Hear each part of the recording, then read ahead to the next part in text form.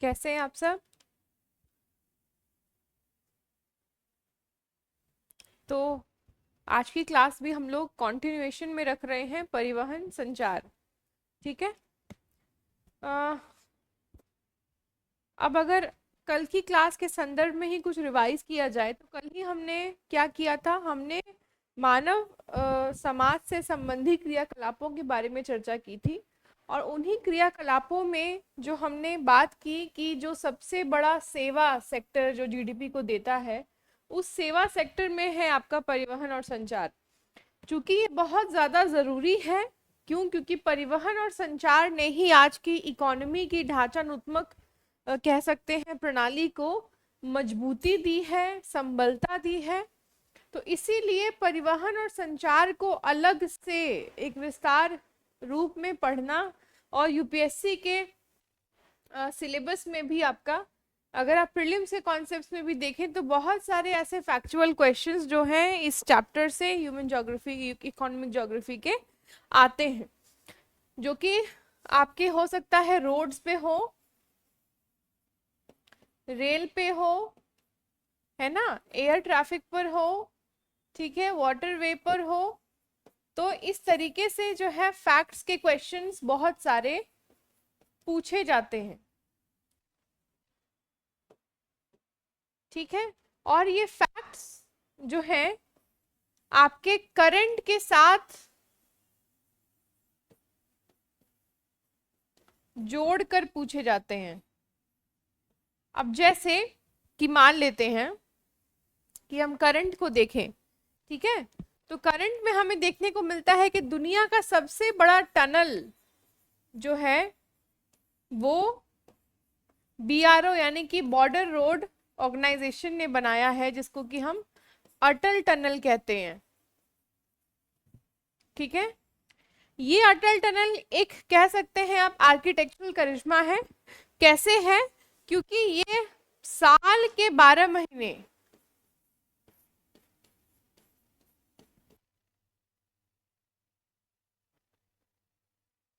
करता है। तो मनाली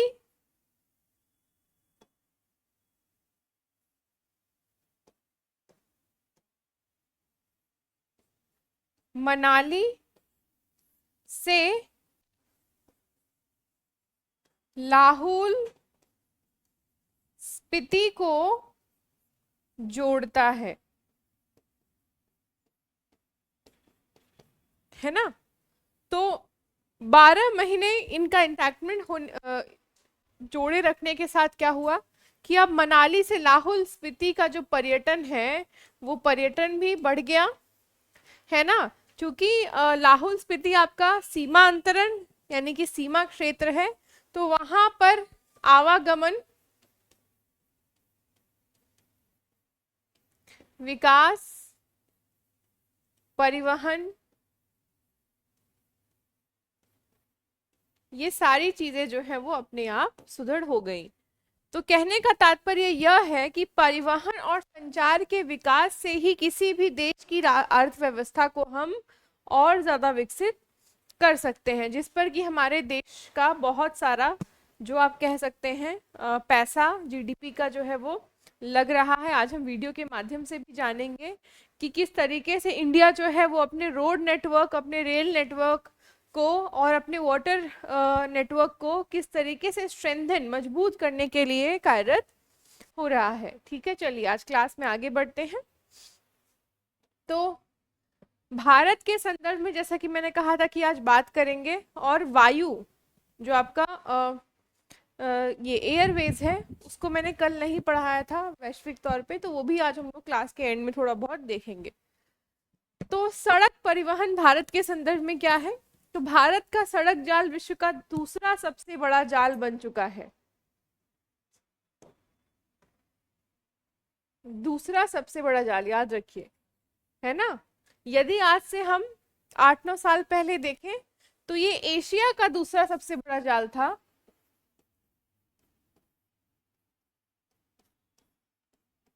लेकिन आज ये पूरे विश्व, संपूर्ण विश्व का दूसरा सबसे बड़ा जाल बन चुका है सड़क। ठीक है। कुल लंबाई की अगर बात करें तो 62.16 लाख एरिया जो क्षेत्र का है वो रोड्स के निर्माणतरण के अंदर है, या तो रोड्स वहां निर्मित हो चुकी हैं, ऑपरेशनल है या ऑपरेटेड है। तो भारत का सड़क तंत्र गांव में इस्तेमाल में लाने वाले कच्चे सड़कों का भी समूह है। अब आपको ये पता होना चाहिए कि जब आप अपने गांव की तरफ जाते हैं और वहां के रोड का एक आकलन लें तो आपको स्वतः निर्मित रोड्स भी देखने को मिलेंगी, या पंचायत से आवंटन होता है ना मिट्टी भरवाने का, हर जगह पे आपको क्या पक्की रोड्स नहीं दिखती हैं, लेकिन जो नॉर्मल पथ है, नॉर्मल सड़कें हैं, उसको भी मिट्टी भरवाने के काम के साथ उसको चलने योग्य बना दिया जाता है। तो यदि प्राथमिकी की विभाजन की बात करें हमारे सड़कों का, तो सबसे फ्रंट डिवीजन जो है वो दो प्रकार का है। एक है आपका कच्चा रोड,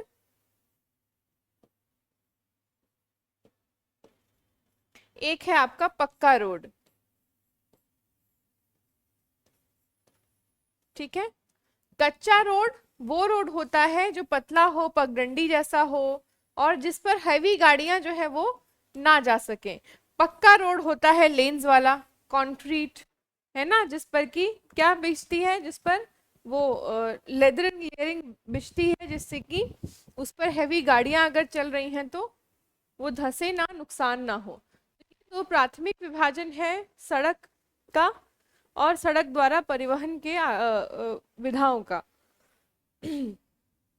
अब यहाँ पे भारत के सबसे पहले विशाल रोड के हिस्ट्री की बात करें थोड़ा सा, तो शेरशाह सूरी ने अपने साम्राज्य को सिंधु घाटी यानी पाकिस्तान से लेकर बंगाल की सोनार घाटी तक निर्मित किया था, और इसी साम्राज्य के संगठन के लिए सबसे पहले रोड का निर्माण जो किया गया था पत्थरों द्वारा, वो शेरशाह सूरी ने किया था। आज भी ये रोड जो है वो कार्यरत है।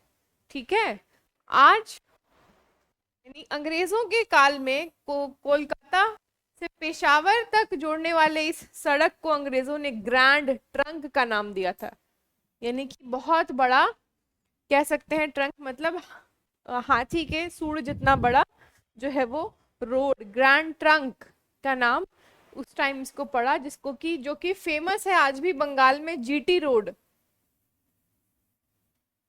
यानी हम लोग जब बचपन में जाया करते थे, मान लीजिए कलकत्ता की तरफ दुर्गा पूजा के समय में जाना होता था कपड़े लेने के लिए अपने दादाजी के साथ, तो घर से निकला, बंगाल बॉर्डर क्रॉस किया, तो फिर ड्राइवर कहता था कि अब जीटी रोड पकड़ लेंगे। तो जीटी रोड का मतलब ग्रैंड ट्रंक। तो बंगाल में आज भी हाईवेज को अगर किसी नाम से कहा जाता है तो क्या कहा जाता है, जीटी रोड कहा जाता है। बहुत कॉमन है वहां पर, क्योंकि प्राथमिकी वहां से शुरू हुआ है आपका जो शेरशाह के द्वारा निर्मित सबसे पहला हाईवे रोड जिसको कहा जा सके भारत का, वो। ठीक है, चलिए, तो आज भी ये रोड कलकत्ता से अमृतसर को जोड़ने का काम करती, ट्रक्स जो है वहां पे चलती हैं। अब भारत में राजमार्ग, क्योंकि अभी हम विभाजन की बात करेंगे, तो राजमार्ग जो है वो सबसे विख्यात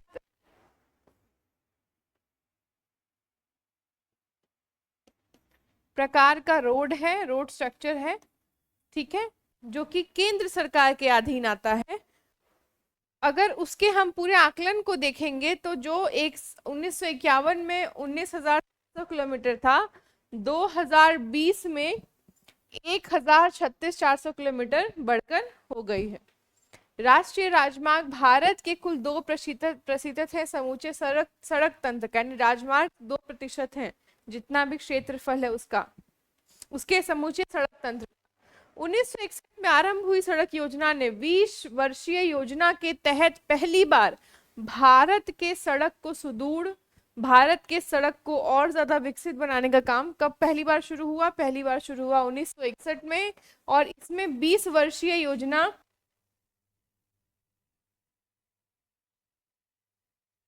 पर पैसे खर्च किए जाएं, जिससे कि हमारे परिवहन, हमारे आवागमन को और ज्यादा दुरुस्त किया जा सके। अब है सड़क परिवहन के प्रकार कितने हैं, तो प्रकारों को आज हम ध्यान से देखेंगे। तो राष्ट्रीय राजमार्ग यानी नेशनल हाईवेज ये क्या है? ये प्रथम आपका पहला प्रकार है। दूसरा प्रकार क्या है? राज्य मार्ग। तीसरा प्रकार क्या है? जिला सड़कें। चौथा प्रकार क्या है? ग्रामीण सड़कें। पांचवा प्रकार क्या है? सीमा सड़कें। ठीक है, तो ये इन इन प्रकारों में, विभाजनों में जो है सड़क को भारत के संदर्भ में बांटा गया है। पहला है राष्ट्रीय मार्ग, नेशनल हाईवेज। इन सड़कों का निर्माण एवं अनुरक्षित किया जाता है।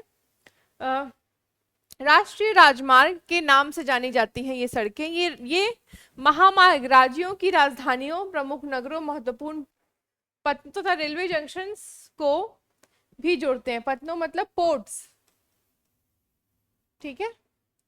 राष्ट्रीय मार्ग महामार्ग प्राधिकरण NHAI का प्रचालन 1995 में हुआ। हमने कि एक संस्था है केंद्र सरकार द्वारा, जो कि आपके सड़क निर्माण मंत्रालय के द्वारा केंद्र किया जाता है, जिसमें कि NHAI द्वारा भारत के राजमार्गों को बनाने, उनके देखभाल, उनके संरक्षण का पूरा पूरा लेखा जोखा इनके पास रहता है। अगर आप UPSC की परीक्षा पास करते हैं तो हो सकता है कि NHAI में भी आप किसी बड़े पद पर चले जाएं। यह भूतल परिवहन मंत्रालय के अधीन आता है। यानी भूतल परिवहन मंत्रालय हमारे मंत्रालयों का एक विभाग है। ठीक है, रोड एंड ट्रांसपोर्ट मिनिस्ट्री, तो इसके अधीन ये आता है। अब यहाँ पे दूसरा प्रकार है राज्य महामार्ग, स्टेट हाईवेज। इन मार्गों का निर्धारण, निर्माण एवं अनुरक्षण राज्य सरकारों द्वारा होता है। ठीक है, राज्य सरकारों द्वारा होता है। जिला सड़कें क्या है?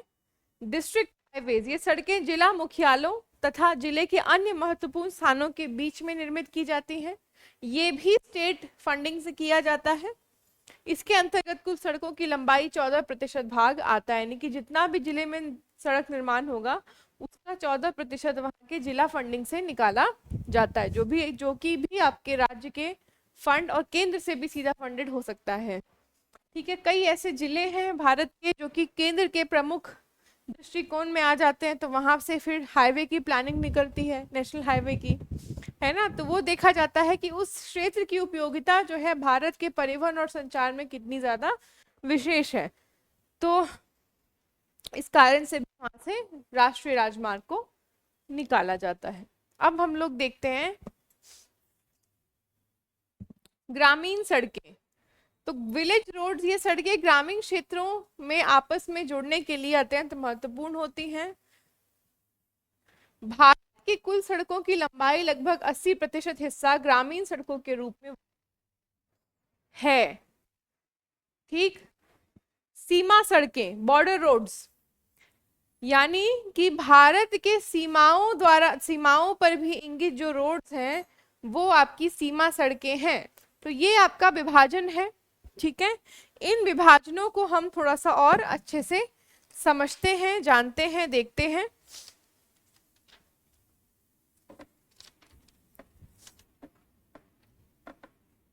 हाँ, तो अब अगर हम राजमार्गों की बात करें, है ना, हमारे जो हाईवेज हैं,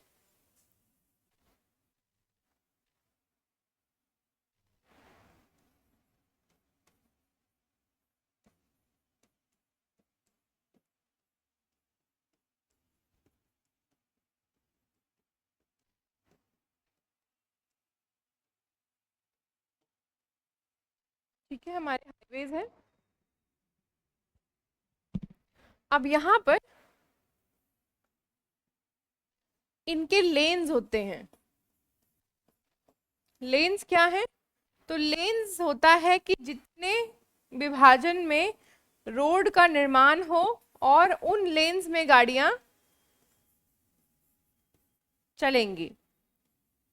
ठीक, तो भारत या विश्व में अनेकों लेन्स की सड़कों का निर्माण किया जा रहा है। तो कैसे? सबसे मुख्य रूप से आपको दिखता होगा 2 लेन, है ना, 2 विभाजक आकार में। 2 लेन में क्या होता है? तो 2 लेन में एक तरफ से गाड़ियां आ रही हैं और एक तरफ से गाड़ियां जा रही हैं। ठीक, ये हुआ। अब देखा गया कि ये 2 लेन जो है वो पर्याप्त है नहीं, कारण कि वहां पर ट्रैफिक का प्रॉब्लम बहुत ज्यादा है, जनसंख्या की वृद्धि हो गई है। तो उन क्षेत्रों में फिर उसका निर्माण किया जाता है सड़क के चौड़ी।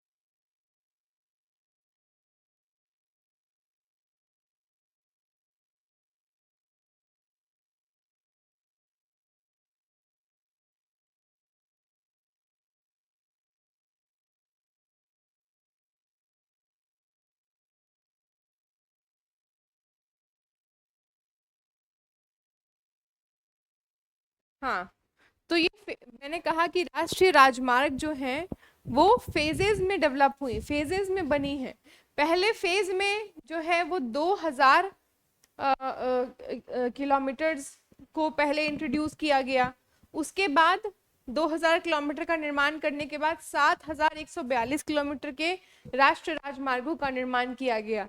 फिर उसको 20,000 किलोमीटर तक ले जाया गया, 12,000, फिर 20,000, इस तरीके से अलग अलग फेजेस में इनका निर्माण करके हमारे राष्ट्र के कई अन्य शहरों को अगर आज आप विस्तार होता देख रहे हैं, विकसित होता देख रहे हैं, तो उसके पीछे की कहानी या परिप्रेक्ष्य में ये देख लीजिए कि हो सकता है उसके आसपास से गुजरता कोई राजमार्ग है जिसने कि उस शहर की आर्थिक व्यवस्था को एक नए पंख दिए और जिस कारण से वो शहर जो है और विकसित हो गया। ठीक, अब यहाँ पे हम लोग आगे बढ़ते हैं। हाँ, राष्ट्रीय राजमार्ग विकास परियोजनाओं में जो सबसे पहली सड़क परियोजना थी वो थी स्वर्णिम चतुर्भुज परियोजना यानी गोल्डन क्वाड्रिलेटरल, जो कि भारत के 4 प्रमुख पॉइंट्स को जोड़ती थी। दिल्ली,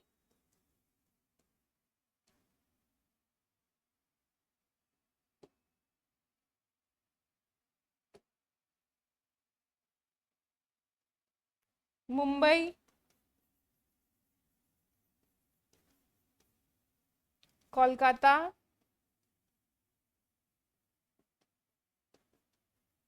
चेन्नई।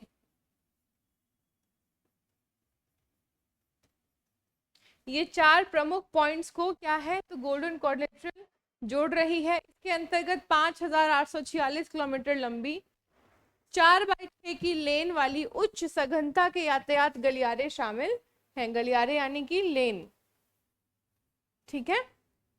4 गलियारे, 8 गलियारे, 12 गलियारे, 24 गलियारे, इस तरीके के रोड्स। और चाइना में तो आप लगा लीजिए कि 80 से 100 गलियारों वाले रोड्स भी आपको विस्तार तौर पर देखने को मिल सकते हैं।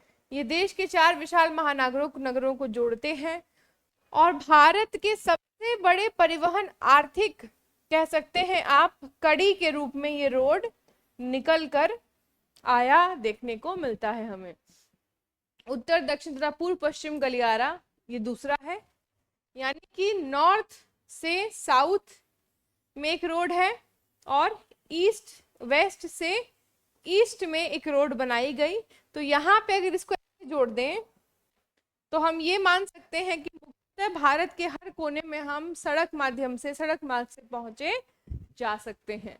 तो उत्तर तथा दक्षिण, पश्चिम गलियारा, पूर्व तथा पश्चिम गलियारा। उत्तर दक्षिण का उद्देश्य जम्मू कश्मीर से लेकर कन्याकुमारी को जोड़ना था, श्रीनगर से तमिलनाडु, कन्याकुमारी, कोची से, और पूरब से पश्चिम में आपका था अरुणाचल प्रदेश से गुजरात तक पूरा जो है आपका रोड मार्ग वो बनना चाहिए। तो ये प्रमुख परियोजनाओं में से एक है।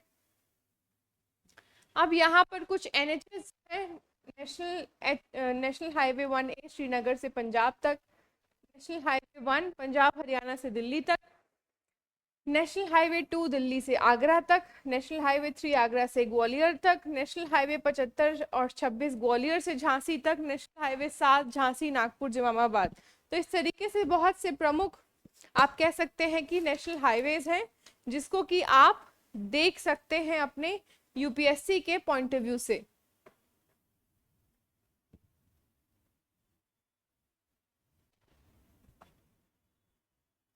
ठीक है, और यहाँ पर नेशनल हाईवे 8 भी बहुत इंपॉर्टेंट है जो कि दिल्ली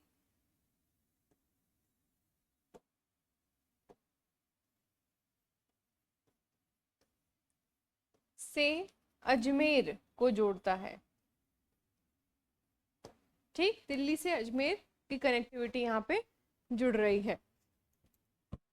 अब इस तरीके से ही आपके पास बहुत सारे नेशनल हाईवेज हैं और कुछ प्रोजेक्ट्स ऑपरेशनल हैं जो आपको देखना है। लखनऊ वाराणसी नेशनल हाईवे 285 है, कह सकते हैं आप सिलचर आइजवाल 560, सिवोक और गैंगटॉक 92, इस तरीके से गोविंदपुर धनबाद जमशेदपुर 352 नेशनल हाईवे। तो ये सारे नंबर्स जो हैं ये दिए गए हैं ताकि हम इन नंबर्स के साथ कोड कर सकें उसका रूट, ये कहाँ से कहाँ तक जा रही है। यहाँ पे आपको क्या दिखेगा, क्वाड्रिलेटरल और ईस्ट और वेस्ट कॉरिडोर के रोड लेन्स, ये इस तरीके से आपको यहाँ पे दिखने को मिल रहे हैं मैप में। अब रेल परिवहन पर हम लोग आते हैं, लेकिन रेल परिवहन पर आने के पहले कुछ और जो है नेशनल हाईवेज जो न्यूली डिक्लेयर्ड है उस पर बात कर लेते हैं। जो कि बन गए हैं। तो न्यूली डिक्लेयर्ड में आपका नूह गुड़गांव नेशनल हाईवे है, जो कि national highway 248, national highway 344 B जो सोनीपत से झांझर तक जाएगा, वो भी अब बन चुका है, नया बना है। सिरसा से पंजाब बॉर्डर हरियाणा से, वो है आपका नेशनल हाईवे 703, ये भी बन गया है। तो इस तरीके से बहुत से हाईवेज जो है वो अंडर ऑपरेशंस हैं। अब इस तरीके से ही अगर आप देखें तो बहुत सारे इंटरनेशनल हाईवेज हैं हमारे देश में, यानी कि दो देशों के बीच की सड़क को हम क्या कहते हैं, अंतर्राज्यीय मार्ग।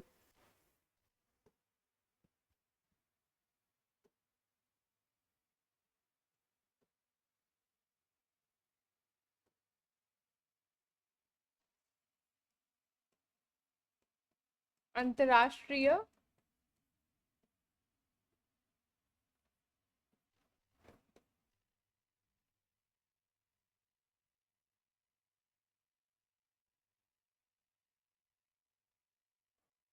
ठीक है। अब अंतरराष्ट्रीय मार्ग क्या है, तो भारत से किसी और देश में जाने वाले जो हाईवेज हैं, ठीक। तो आप कह सकते हैं कि लद्दाख से म्यांमार को जाने वाला एक रूट है,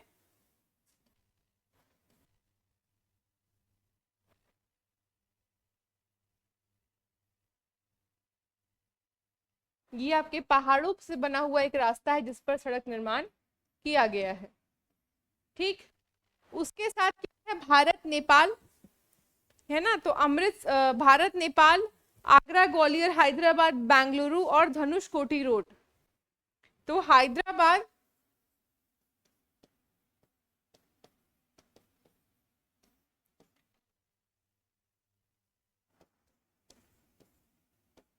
धनुष कोटी क्या है, तो एकदम जो आपका पॉइंटर एरिया है जहां से श्रीलंका बहुत सटा हुआ है, तो वहां तक रोड जो है वो निर्माणाधीन किया गया है। उसके बाद है आपका दिल्ली से मुल्तान, दिल्ली से मुल्तान की रोड, मुल्तान कहाँ है, अफगानिस्तान के पास, पहले से निर्मित है ये दिल्ली से मुल्तान। और सबसे इंपॉर्टेंट अटारी से, अटारी अमृतसर, अटारी से लाहौर, है ना, वाघा अटारी बॉर्डर पे जो है, जो गुरदासपुर कॉरिडोर को भी जोड़ती है। फिर भारत नेपाल किशनगंज बॉर्डर,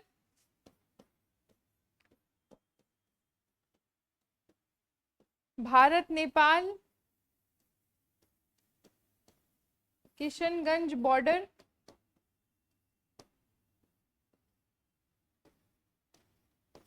ठीक है। तो इस तरीके के आपके अंतरराष्ट्रीय मार्ग भी हैं जो कि भारत को अन्य देश से जोड़ते हैं, ठीक। अगर रोड्स के डेंसिटी की बात करें तो महाराष्ट्र और गुजरात के जो रोड्स हैं, कैटेगरी 1 के रोड्स हैं, सबसे अच्छे रोड्स हैं वहाँ पे निर्मित, चूंकि वहाँ की आर्थिक संरचना ऐसी है कि बहुत मजबूत है। मुंबई को तो हम अपना इकोनॉमिक कैपिटल भी मानते हैं, तो इस आर्थिक संरचना के बहुत मजबूत होने के कारण भी आप देख सकते हैं कि परिवहन, रोड परिवहन का जो विकास है वो वहां पे आपको बहुत अच्छा देखने को मिलता है, ठीक है। यूट्यूब खोल दो।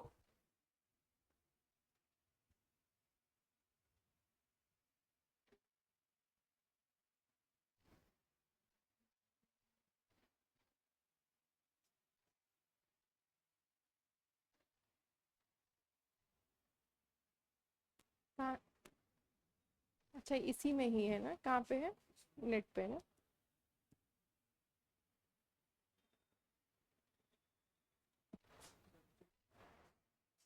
हम्म,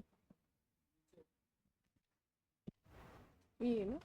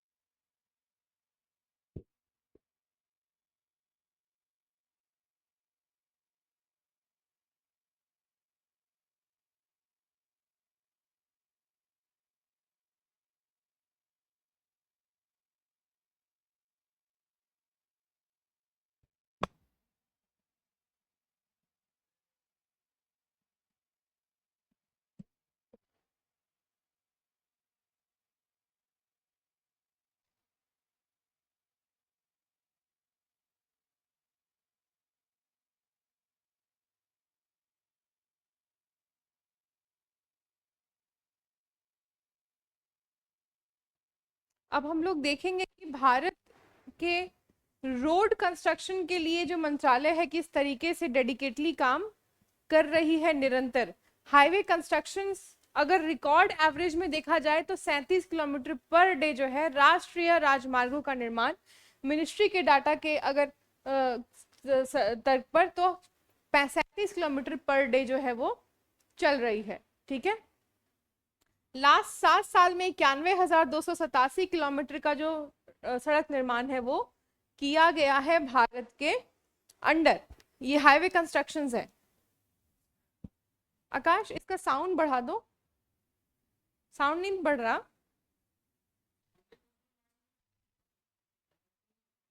अच्छा, तो साउंड घटा दिया है क्या?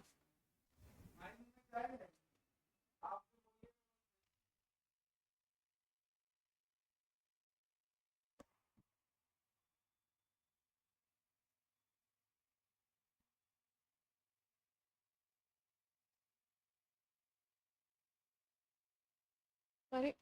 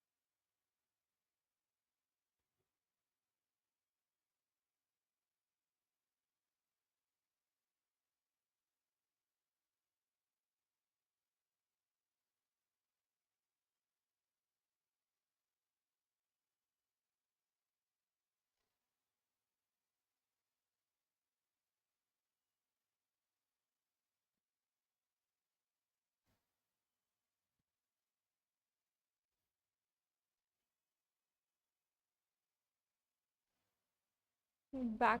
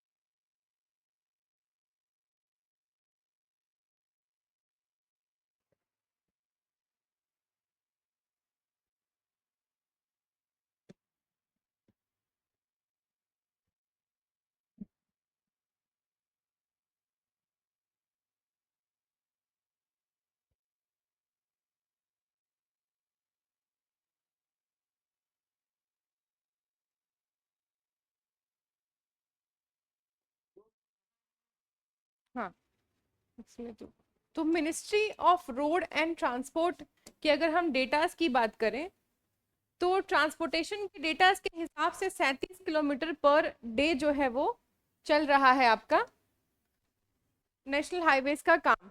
और इसी नेशनल हाईवे के काम ने ही क्या किया है, हमें कुछ बहुत सारे अद्भुत आर्किटेक्चरल करिश्मा बनाने के लिए प्रोत्साहन दिया, जिसमें से कि एक आपका आर्किटेक्चरल करिश्मा रहा अटल टनल, एक आर्किटेक्चरल करिश्मा रहा सेला पुल, और बॉम्बे हाई का जो पुल है जो बॉम्बे के और ज्यादा नजदीक या समीप होके समुद्र के इंक्रोचमेंट की तरफ, भीतर की तरफ बढ़ता है, जिससे कि हमारा आयात और निर्यात जो है वो सुगम होने लगा। ये भारत के आर्किटेक्चर के सराहना को करने की बात है कि समूचे विश्व भर में जो है हमारे रोड नेटवर्क की सराहना की जा रही है कि हम किस तरीके से रोड्स के विकास के साथ आगे बढ़ रहे हैं, जो हमारे विकास को, जो हमारे अन्य आयामों के विकास को बढ़ा रहा है। ठीक है, और यदि हम इसकी महत्वाकांक्षाओं की बात करें तो कैसे एक सड़क या एक सड़क निर्माण जो है किसी क्षेत्र की गति और उसकी अर्थव्यवस्था, वहां के लोगों की ऊर्जा को मजबूत कर सकती है, ये हमें भारत के संदर्भ में देखने को मिलता है। जब हमने छत्तीसगढ़ के गुरुपुड़िया गांव तक जो है पुल का निर्माण किया, और ये सबसे बड़ा हमारा विकास का एक कह सकते हैं आयाम था कि गुरुपुड़िया पुल के निर्माण के साथ ही वहां पर नक्सलिज्म को बहुत ही तरीके से कंट्रोल किया जा सका, वहां के समाज सुधार के प्रति काम किया जा सका। और इस तरीके से आप देख सकते हैं कि कैसे a connectivity of road can change और be a matter of social transformation also, है ना। तो ये आपका विकास है, और ये विकास जो है इसको पूरा पूरा सेट कर रहा है हमारा भारत का रोड परिवहन तंत्र प्रणाली, जो कि भारत के रोड व हाईवे मंत्रालय द्वारा पूरा पूरा इंचार्ज में लिया गया, इनकॉर्पोरेटेड है।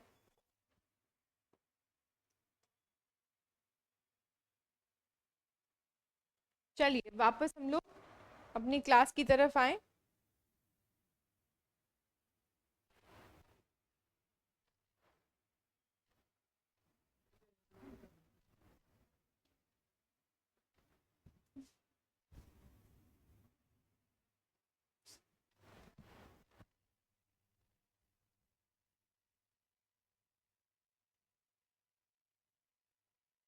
ठीक है,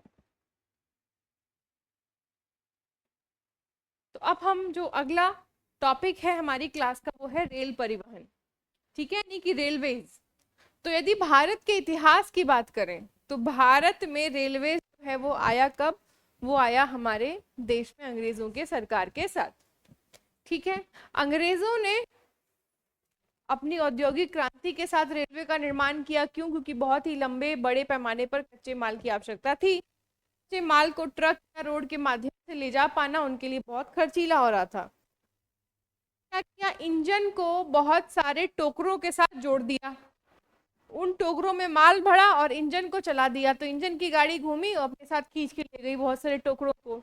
तो पहली बार रेल का इंट्रोडक्शन माल गाड़ी के रूप में किया गया कि माल को जो है एक पोजीशन से दूसरे पोजीशन तक ढोकर लेकर जाना है।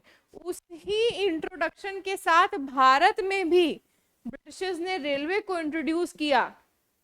कैसे? तो भारत से कच्चा माल कहाँ जाना था? ब्रिटेन जाना था, वहां के कारखानों में। तो कच्चा माल भारत के दूर दूर इलाकों से लाकर भारत के पोर्ट इलाकों में पहुंचा देना। अब ये सिर्फ अगर हम रोड पे प्रेशर, उस टाइम अगर रोड पे प्रेशर डाला जाता तो भारत से कच्चा माल ले जाने में ही जो है अंग्रेजों की कमर टूट जाती और हमारी अर्थव्यवस्था को वो कब के छोड़कर भाग जाते। तो अपनी अर्थव्यवस्था को मजबूती देने के लिए क्या किया उन्होंने? यहाँ पे भी मालगाड़ी के स्वरूप में रेलवे का इंट्रोडक्शन किया। बाद में इसको रेलगाड़ियों के रूप में इंट्रोड्यूस किया, जिसमें कि लोग आने जाने लगे उनके आवागमन के लिए। ठीक है, तो यहाँ पर रेल रेल जाल विश्व के सर्वाधिक लंबे रेल जालों में से एक है। यह माल एवं यात्री परिवहन को सुगम बनाने के साथ साथ आर्थिक वृद्धि में भी योगदान देता है। आपको पता है कि भारत का बैकबोन है, भारत की अर्थव्यवस्था का बैकबोन भारत की रेलवे है। कारण कि भारत की जितनी अनऑर्गेनाइज सेक्टर जो शहरों तक पलायन करती है काम के लिए, काम की संरचना में अपना हाथ बटाने के लिए, उन सबको जो है एक सशक्त परिवहन मुहैया कराता है रेल। ये रेल ही है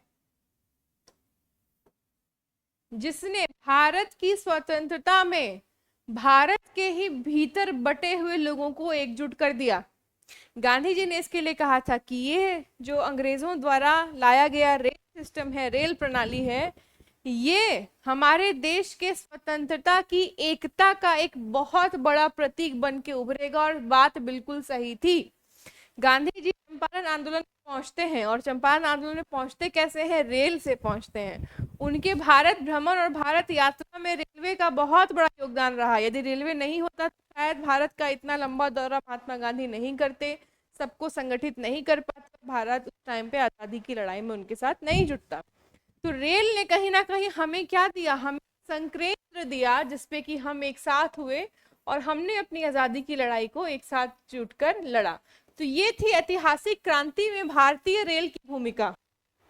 ठीक है, तो ये एक योगदान कह सकते हैं भारत में, बहुत ही बड़ा था हमारे भारत में। तो यहाँ पे भारतीय रेल जाल विश्व के सबसे लंबे रेल जालों में से एक है, साथ साथ आर्थिक वृद्धि में भी देता है। रेल की स्थापना भारत में सबसे पहले कब हुई? 1853 में हुई, तथा मुंबई बम्बई से थाने के बीच 34 किलोमीटर में निर्मित की गई सबसे पहली रेलवे लाइन, रेलवे पटरी, जिस पर सबसे पहली रेलगाड़ी दौड़ाई गई।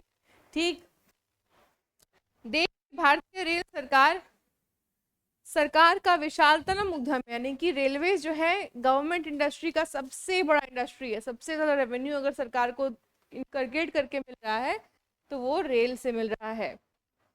भारतीय जाल की लंबाई 67956 यानी कि 67,956 किलोमीटर की है।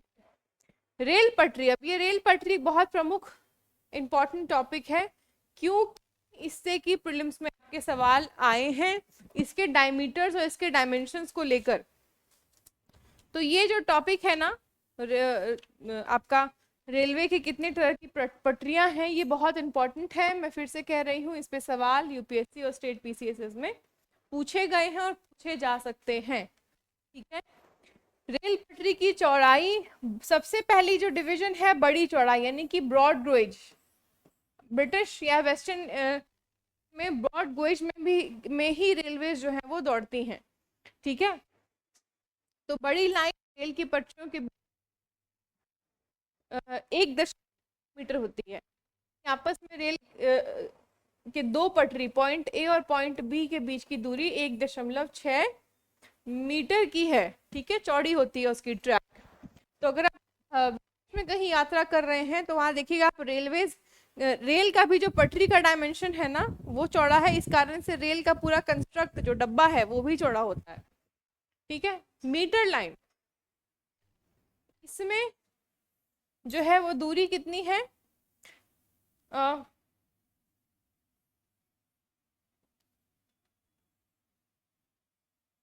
0.2402 ये है। ठीक है, मीटर 0.202 मीटर है, और ये ब्रॉड गेज के मुकाबले थोड़ी सी पतली होती है। फिर है आपकी छोटी लाइन, नैरो गेज, दो रेल की पटरियों के बीच की दूरी जो है वो 0.762 मीटर की होती है। ठीक है, तो ये आपका सबसे कम, सबसे न्यूनतम है। भारत में भी अब मुख्यतः जो है छोटी लाइन वाली जो पटरियां हैं उसको निकाल दिया गया है। पहले थी, यानी आज से 15 साल पहले छोटी लाइन वाली जो पटरियां थी वो भारत में, लेकिन अब उसको भी पुनः रिवाइज किया जा रहा है, नवीनीकरण किया जा रहा है। मीटर भारत में अभी भी कहीं कहीं पर है, लेकिन कोशिश की जा रही है कि संपूर्ण रेलवे लाइन को क्या किया जाए, संपूर्ण रेलवे लाइन को ब्रॉड गेज में कन्वर्ट कर दिया जाए। अब भारत की रेल के साथ जुड़े बहुत सारे आयाम हैं, जैसे कि 100% इलेक्ट्रिफिकेशन।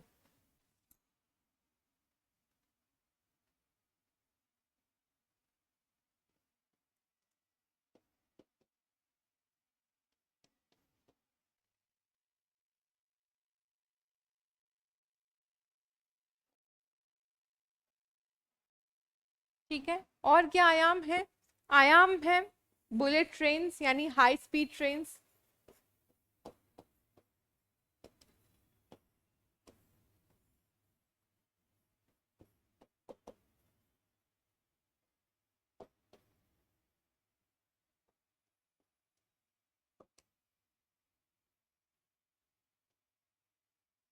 ठीक है, और क्या आयाम है? आयाम है आपके मल्टी स्पेशलिटी वाले ट्रेन।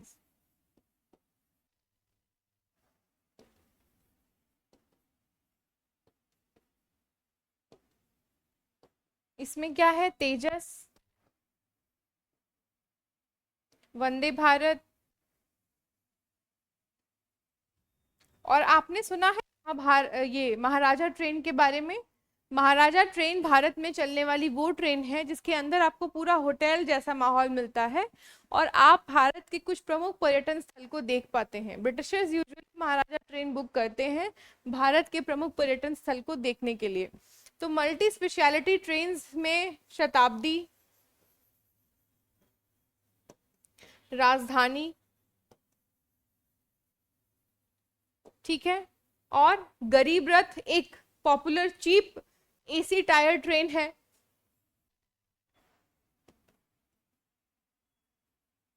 ना। तो इस तरीके ट्रेन्स को बहुत ज्यादा स्पेशल, अब रेलवे स्टेशन को कंप्लीट वाईफाई जोन बना दिया जाना,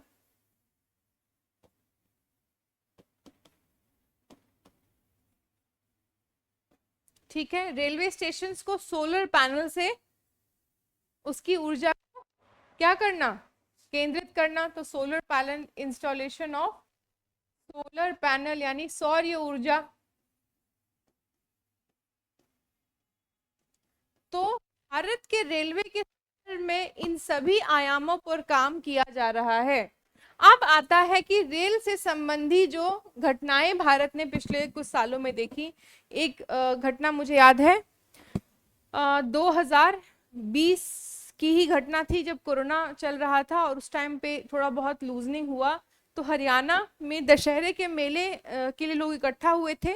मेले के लिए इकट्ठा हुए थे तो लोग पटरियों पर खड़ा होकर मेला देख रहे थे और अचानक एक ट्रेन आई और वहां पे लगभग 46 लोगों की मौत हो गई।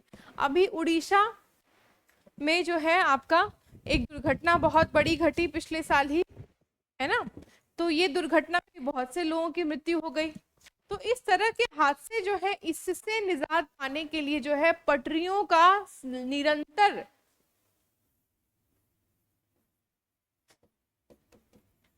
निरंतर विजिलेंस, ठीक है। दूसरा, सुपर स्पेशलिटी ट्रेन के साथ उनके ब्रेक सिस्टम्स को मजबूत करना, यानी ऐसे ट्रेन के इंजन डेवलप करना जिसका ब्रेक सिस्टम बहुत स्ट्रांग हो और वो बहुत लंबा समय ना लगाए रुकने के लिए। रेल की समस्या पता है क्या होती है? रेल्स के साथ समस्या फिजिक्स की होती है, क्योंकि बहुत सारे डब्बे साथ में कनेक्टेड होते हैं। तो जो बैक मोशन है ना, वो बैक मोशन फ्रंट मोशन को और स्पीड करता है। मान लीजिए कि इंजन के पे बैठा ड्राइवर ब्रेक लगा भी दे, तो ब्रेक लगाने के बाद कुछ समय तक पटरी पर वो दौड़ती है, क्यों? क्योंकि पीछे का बैक मोशन जो है आगे ढकेलता है, ठीक है, वो ब्रेक लगाने के बाद भी। तो रेल की गाड़ी के साथ सबसे बड़ी समस्या ये है कि निरंतर ब्रेक्स लगाकर वो नहीं रुक सकती।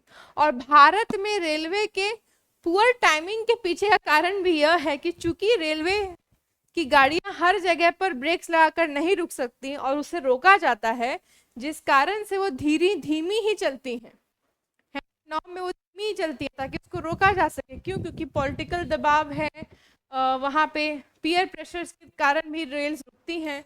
और हाई स्पीड ट्रेन अगर ब्रेक के साथ रुकेगी तो फिर वो ब्रेक के साथ रुकने से उसके इंजन को नुकसान पहुंच सकता है, उसके बोगीज को नुकसान पहुंच सकता है।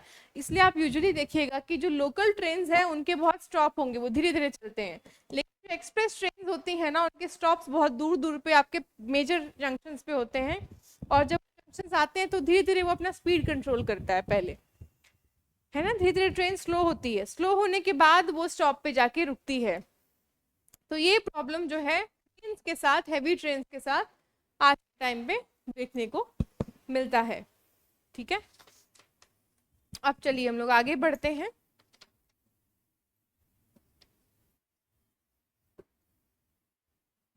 अब अगर हम ट्रेन की पूरी पूरी संरचना की बात करें, है ना, तो दो विभाजन है। एक है आपका मालगाड़ी, एक है आपका रेलगाड़ी, ठीक है। मालगाड़ी में क्या होता है? मालगाड़ी में होते हैं डब्बे,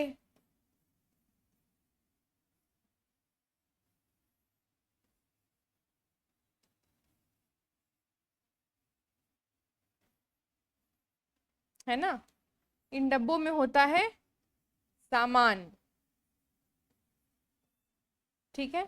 दूसरा है आपका पैसेंजर रेलगाड़ी।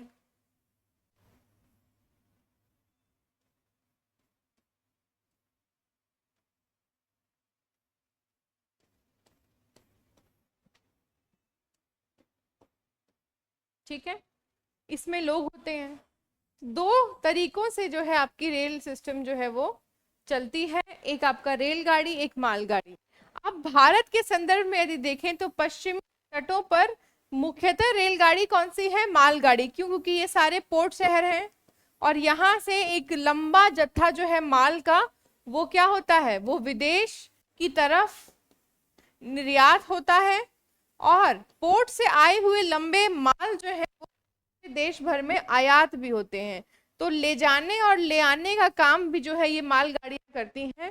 तो ये पूरा कॉरिडोर है western coast freight railway corridor, यानी कि पश्चिमी तट मालगाड़ी कह सकते हैं आप, कॉरिडोर या पॉइंट, ठीक है।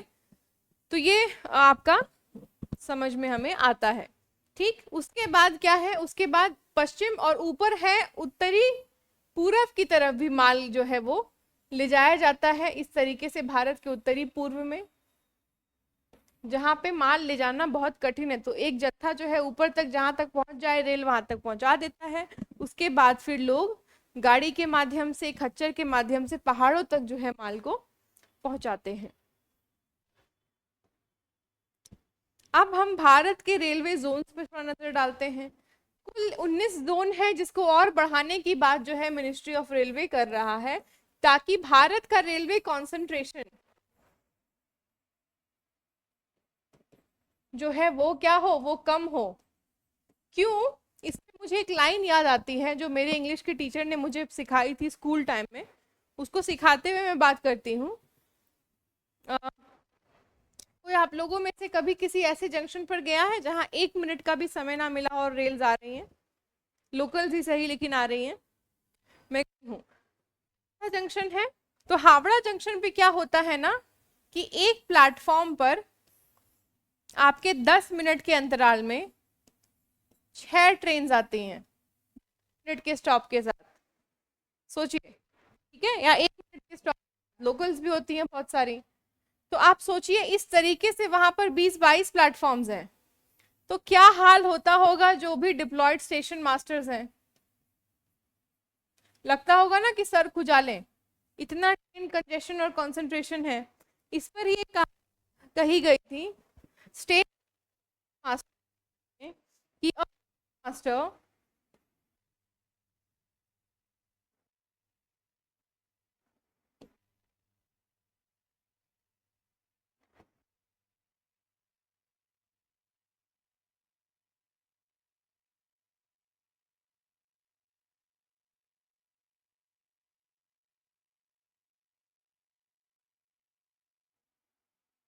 Minds the train. अब इसको समझने का प्रयत्न हम लोग कि स्कूल के जो मास्टर हैं या टीचर्स हैं वो क्या करते हैं? वो बच्चों के दिमाग को ट्रेन करते हैं, ट्रेनिंग देते हैं कि देखो ऐसे पढ़ो, ये करो, वो करो, या कोई भी टीचर है ना? मैं आई एम दोनों कैसे आपका वर्ब और नाउन जो है वो चेंज होता है ना। तो यहाँ पे उसी का शिफ्ट हो गया, but a station the train से क्या कर रहा है? वो ट्रेन को माइंड करता है कि अरे यार ये वाला फलाना मेल तो इस टाइम पे आएगी, फलाना मेल तो इस टाइम पे आएगी, और उससे पता चला प्लेटफॉर्म पर ही जो है वो collapse कर जाता है। तो इस तरीके से आते हैं कि जोन्स को डिवाइड और मल्टी डिविजन्स की आवश्यकता क्यों है? रेलवे के कंजेशन और कंसंट्रेशन को घटाने के लिए। कुछ ऐसे जोन्स हैं जो बहुत ही ज्यादा बड़े हैं, तो आप देखिएगा कि उसके आसपास और जोन्स का डेवलपमेंट किया गया कि उनसे जो है बर्डन को कम किया जा सके।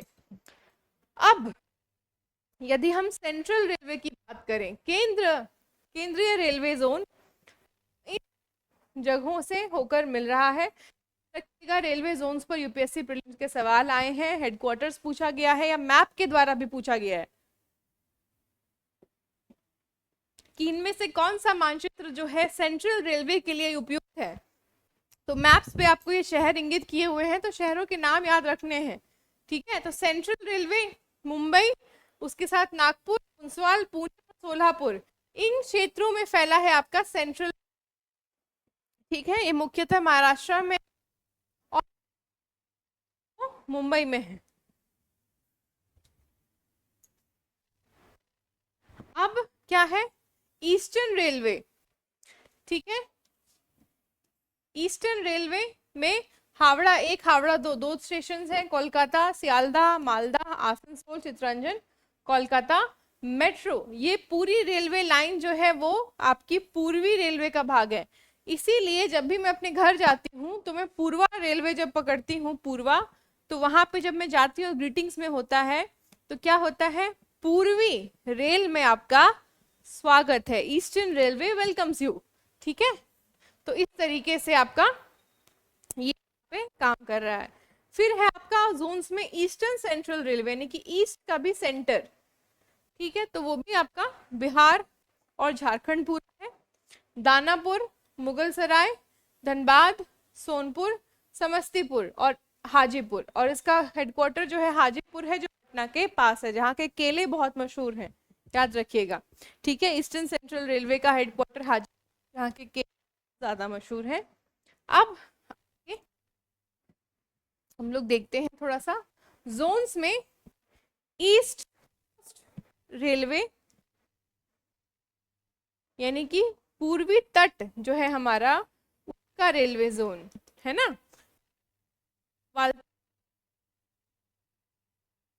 को पता है क्या है, एक वेटलैंड है, ठीक है। उसके आसपास के क्षेत्र भी जो है वो आपके ईस्टर्न कोस्ट रेलवे में आते हैं, और ये समुद्र उड़ीसा और आंध्र प्रदेश को जोड़ता है।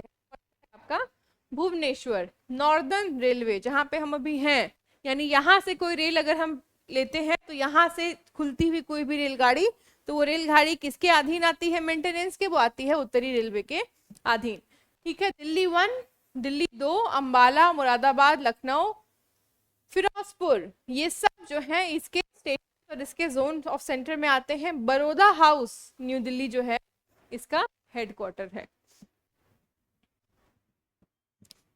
फिर नॉर्दर्न रेलवे, उत्तरी केंद्रीय रेलवे जोन में इलाहाबाद, झांसी और आगरा, ये तीनों प्रमुख क्या हैं, शहर हैं, इतिहास के संदर्भ से भी, पर्यटन के संदर्भ से भी, ठीक। और इसका हेडक्वार्टर क्या है, इलाहाबाद। नॉर्थ ईस्टर्न रेलवे यानी ऊपर हमारे पूर्वोत्तर, ईटानगर, लखनऊ, वाराणसी, सॉरी नॉट पूर्वोत्तर, नॉर्थ ईस्टर्न रेलवे यानी उत्तरी पूर्व का इलाका, ठीक है। वाराणसी, डीएलडब्ल्यू और गोरखपुर, इसका हेडक्वार्टर है गोरखपुर, क्योंकि गोरखपुर जो है आपके क्या है, मार्जिन लाइन है, बीच में बिहार और यूपी के बीच में एक बड़ा शहर मार्जिन है।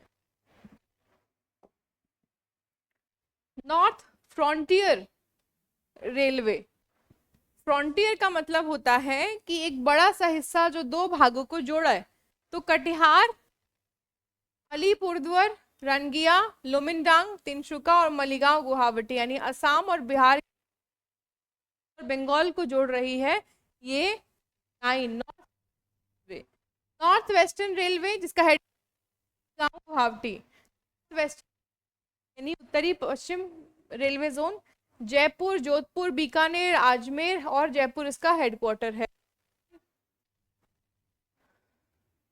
दक्षिणी railway zone, Palaghat, Tiruchi, southern central railway केंद्र में भी दक्षिण, सिकंदराबाद, हैदराबाद, गुंटकल, विजयवाड़ा, नांदेड़ और सिकंदराबाद जो है वो क्या है, वो है इसका हेडक्वार्टर। तेलंगाना और के बीच का क्षेत्र। Southern eastern railway, Kharagpur, Adra, Chakranpur, Ranchi, शमिलरपुर, और इसका हेडक्वार्टर है रीच कोलकाता। ठीक है, यानी कि ईस्ट का भी जो दक्षिण क्षेत्र है। तो देखिए कैसे मार्जिनली बांटा गया, क्योंकि बहुत ही ज्यादा संघनित है। पश्चिमी रेलवे बीटीसी बड़ोदरा, अहमदाबाद, रतलाम, राजकोट, भावनगर और Mumbai central, Chhatrapati Shivaji terminal, Mumbai CST, ये भी बहुत डेंस स्टेशन है। यहाँ पर भी लोकल जो है आपको कंफ्यूज कर देगी अगर आप पहली बार जाते हैं तो। अब है आपका जल परिवहन, है ना। उसके पहले जो है प्रमुख चीजें हमें रेलवे से संबंधी भी जान लेनी चाहिए। तो पहला है आपका मेट्रो रेल।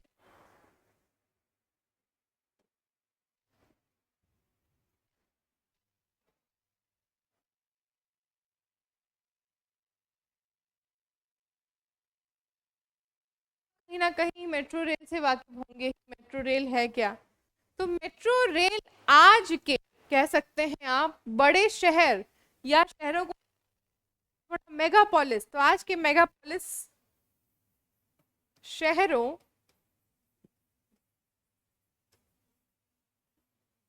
के कनेक्टिविटी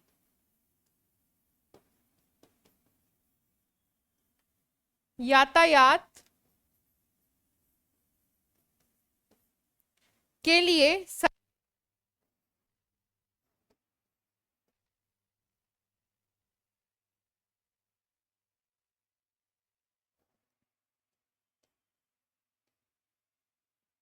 पब्लिक ट्रांसपोर्ट, कौन सा है, पब्लिक ट्रांसपोर्ट है आपका ये मेट्रो रेल। अब हम दिल्ली में, दिल्ली में दो प्रमुख लाइन है, येलो और ब्लू लाइन। येलो लाइन जो है आपका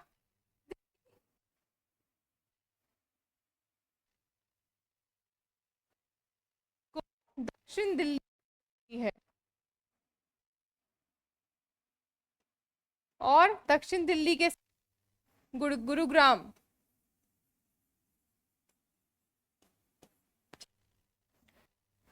ब्लू लाइन आपके पश्चिम द्वारका, पश्चिम दिल्ली को पूर्वी दिल्ली से और उसके एनसीआर से जोड़ती है, जैसे कि आपका यमुना बैंक, नोएडा, वैशाली। ठीक है, इसके साथ आप देखिए किस तरह मेट्रो रेल जो है वो विकसित हुआ। फिर रेड लाइन है आपका, रेड लाइन कहाँ, रिठाला से आपका कश्मीरी गेट।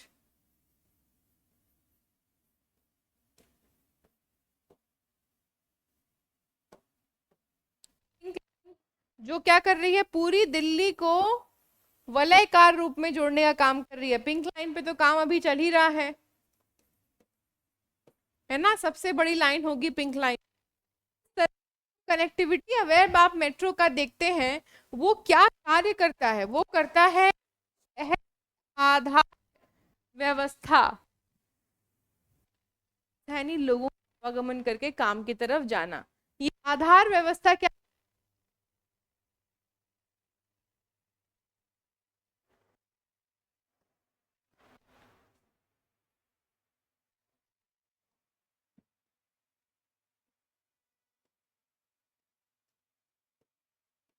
है ना। आप जाएंगे मेट्रो से, आप आएंगे, तो ये क्या, कहीं पे आप काम कर रहे हैं उसका टैक्स सरकार को मिलेगा। मेट्रो में आप,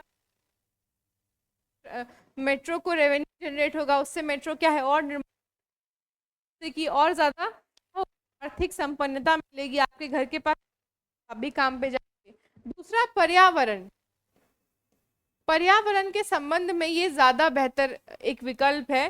क्यों, क्योंकि इससे बहुत ज्यादा आप देख सकते हैं कि ऑटोमोबाइल एफ्लुएंट रेसिडुअल्स नहीं निकल रहा है, धुएं नहीं निकल रहे हैं, तो जिससे कि आपको शहर के यातायात में प्रदूषण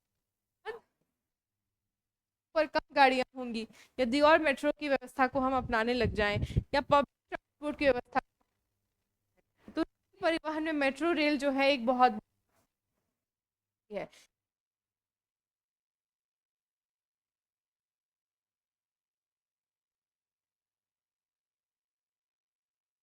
रही है इस तरह का निर्माण किया गया पहली बार, इसमें वाटर मेट्रो रेल का निर्माण। मेट्रो निर्माण पहली बार जो है वो कलकत्ता में हुआ था। दिल्ली में तो बाद में आया, मुंबई में बाद में हुआ, बेंगलोर में बाद में हुआ। पहले जो है वो कलकत्ता ही शुरू किया गया था। ठीक है, चलिए। तो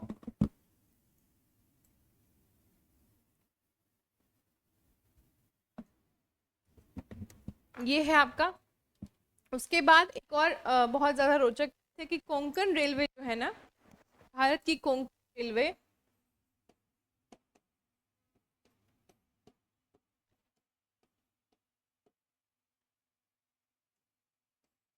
ये कोंकण रेलवे जो है के कह सकते हैं प्राकृतिक सुंदरता का एक पूरा रेलवे लाइन है।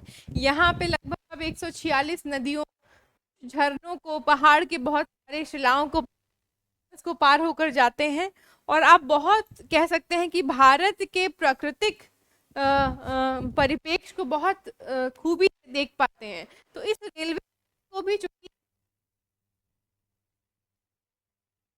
किया गया, बहुत ज्यादा डेवलप किया गया। पहली ऐसी लाइन थी कोविड में जो कि पूरी पूरी हाइड कर दी गई है। और आप अगर इस रेलवे लाइन पे जाएंगे तो आप खुद ही इस चीज को महसूस कर सकते हैं। ठीक है, इसके साथ ही भारत में जो एक और रोचक रेलवे आपको देखने को मिलता है, भी जा रहे हैं, मान लीजिए शिमला जा रहे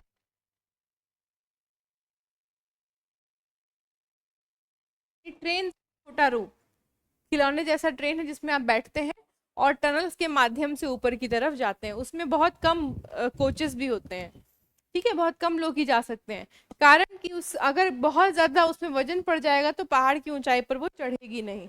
ठीक है, इसलिए वो छोटी रखी जाती है, एक्टेड।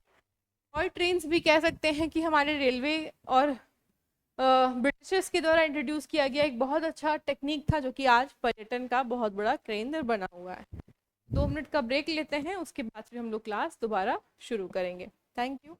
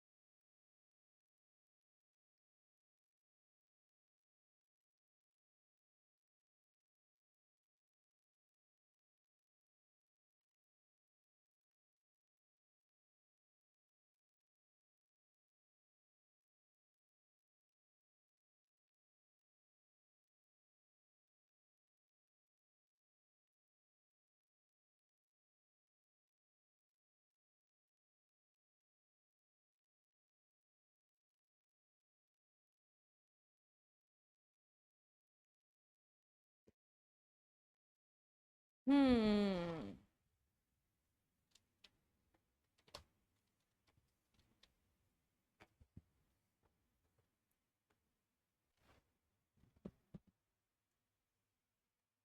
तो क्लास, अब हम लोग आगे बढ़ते हैं आज की क्लास में। जल परिवहन।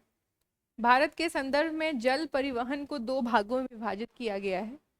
ठीक है, दो भाग क्या हैं? तो एक भाग है जल परिवहन का वह क्षेत्र जो कि अनस्थलीय जलमार्ग, यानी कि स्थलों के बीच में जो जल के सतह है या सोते हैं, जैसे नदियां हो गई, है ना, झील हो गई,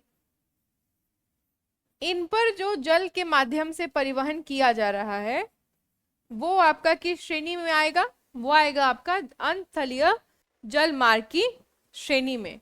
ठीक है, नदियों के जल परिवहन के अनस्थलीय जल मार्ग का कहा जाता है। अत्यधिक सिंचाई के दबाव के कारण नदियों में बांध और कैनाल ने नौका विहार को कम कर दिया। आप देख सकते हैं कि नदियों की उपयोगिता को ऊर्जा से जोड़ दिया गया और परिवहन के स्तर को घटा दिया गया, क्योंकि पहले के जमाने में तो परिवहन प्रणाली जो थी बहुत मजबूत सी, नदियों के द्वारा ही बड़े बड़े लकड़ी के टुकड़ों को भेजा भेजा जाता था। तो भागलपुर, पटना से बहुत सारे जो फर्नीचर के जो बढ़ी होते थे, पटना में क्या किया, तो पटना में ही गंगा नदी में अपने उसको बहा दिया। ठीक है, लकड़ी के बड़े फट्टों को, जो आ रहा है आपका कहाँ से, असम से, गुवाहाटी से आ रहा है पटना तक लोड होके, और वो बहता बहता कहाँ आया, बहता बहता आया आपका भागलपुर।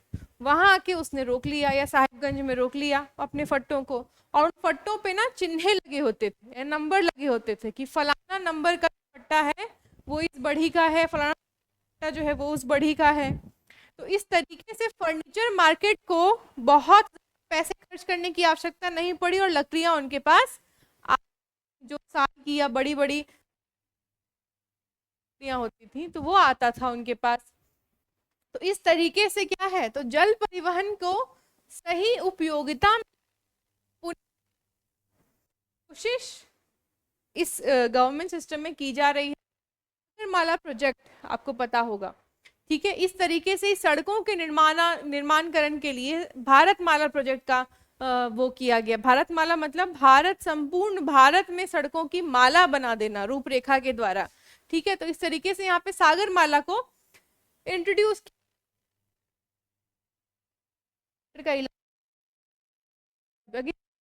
के नदियों को मात्र देख लें, क्या हम इसकी उपयोगिता को बढ़ाने के साथ साथ हमारे सतत विकास के लक्ष्य को पूरा नहीं कर सकते हैं? कर सकते हैं। क्यों? क्योंकि जल परिवहन के माध्यम से क्या होगा, फ्यूल खर्च जो है वो कम हो जाएगा। ठीक है, उपलब्ध है, जो कि देश के माल परिवहन को लाभ पहुंचाकर सकता है। अब महासागरीय मार्ग। महासागरीय मार्ग में क्या है, भारत के पास द्वीप सहित लगभग 7,157 किलोमीटर लंबा व्यापक समुद्री तट है। ठीक है, ये दूसरा अविभाजन है। तो तट से समुद्री मार्ग द्वारा जल परिवहन, जो कि भारत ही नहीं के आप आयात और निर्यात के पूरे तंत्र प्रणाली को देखें तो महासागरीय मार्ग के परिवहन जो है वैश्विक वाणिज्य प्रणाली का एक बहुत बड़ा स्तंभ है। यदि ये चीज रुक गई, यानी कि समुद्रों के द्वारा बड़े बड़े जहाजों द्वारा जो माल का आयात निर्यात होता है ये रुक गया, भारत के भीतर चल रही जो परिवहन और संचार की अर्थव्यवस्था है वो भी कहीं ना कहीं ठप हो जाएगी। कारण कि इन्हीं जहाजों के कनस्तर में आता है, बड़े बड़े कंटेनर्स में आता है क्या, तो तेल आता है, कच्चा पेट्रोल। अब यदि पेट्रोल आना बंद हो जाए भारत के भीतर तो क्या होगा, भारत के भीतर चल रही जो परिवहन की प्रणाली है, तंत्र है, वो ठप पड़ जाएगी। तो भारत में प्रमुख 12 पोर्ट हैं और 185 जो है गौण पतन यानी छोटे पोर्ट्स हैं। ठीक है, भारत के भार अनुसार लगभग 95% मूल्य विदेशी व्यापार के साथ साथ इन मार्गों का उपयोग देश के मुख्य भूमि तथा द्वीपों के बीच भी होता है। ठीक, तो इस तरीके से आपका जल परिवहन जो है वो दो भागों में बटा हुआ है। अब यहाँ जो है जल मार्गों की भी सूची है कि भारत के भीतर अस्थायी जल मार्गों की सूची क्या क्या है, जैसे नेशनल हाईवे है वैसे ही मार्ग भी है। राष्ट्रीय जलमार्ग अधिनियम के अनुसार कुल अगर हम देखें तो 111 अंतर देश मार्ग देश के भीतर भारत में पहले घोषित 5 राष्ट्रीय जलमार्गों सहित घोषित किया गया है। यानी दो देशों के बीच भी साझा जलमार्गों के निर्माण पर भी भारत जो है वो ऑपरेशनल है योजना।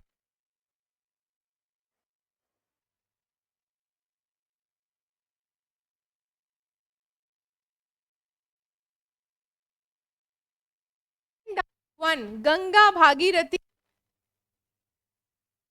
से इलाहाबाद प्रदेश बिहार झारखंड पश्चिम बंगाल की जल मार्ग है। ब्रह्मपुत्र धुबरी सदिया असम एंड कोस्ट कोटा कोल्लम चंप ये अ, अ,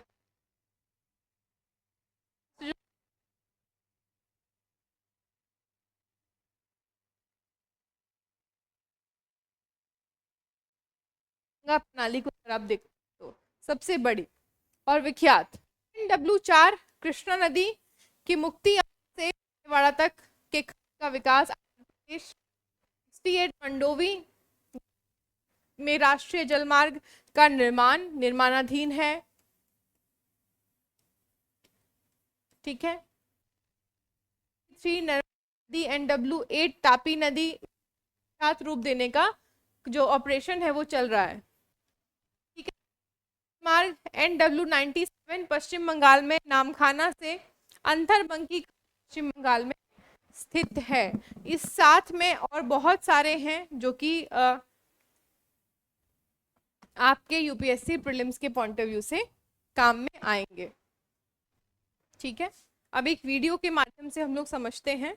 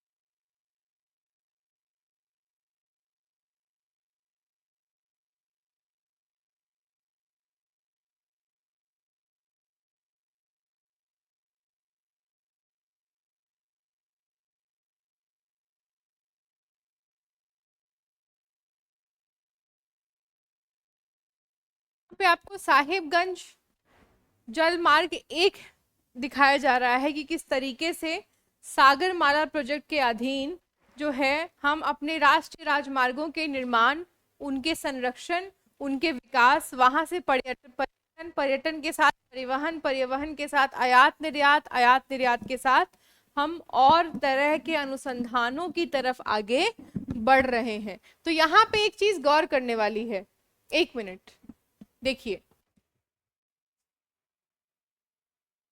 ठीक है, तो अगर इन तीनों के विभाजन को देखें एनालिसिस के अकॉर्डिंग तो क्या देखने को मिलेगा कि यदि हम सड़क मार्ग से ट्रकों द्वारा ढोवाते हैं, मतलब यहां से वहां लेके जाए एक पोजीशन से दूसरे पोजीशन पर, तो प्रति किलोमीटर हाईवे द्वारा में प्रति किलोमीटर कितना लागत पड़ेगा देश को?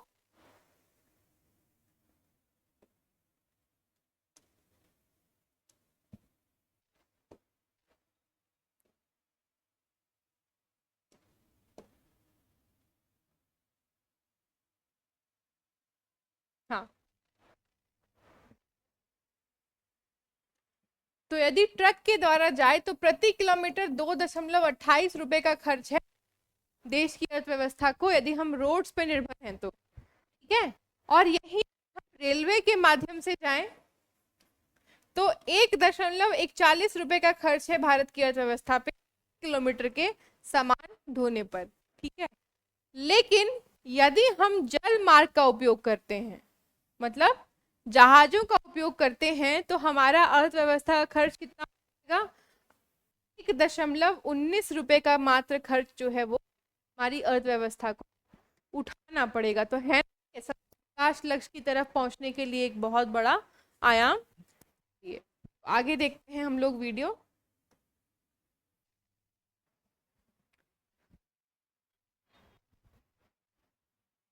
ठीक है, एक और चीज है, इसी में हम थोड़ा सा आते हैं। प्रदूषण में तरीके से भागीदारी है अलग अलग परिवहन की विधाओं के। तो अगर सड़क द्वारा जा रहे हैं तो 24 टन हम प्रदूषण का निर्माण या प्रदूषण उत्सर्जित करते हैं सड़क द्वारा, अगर यदि हम एक जगह से दूसरी जगह जा रहे हैं अपना सामान लेकर।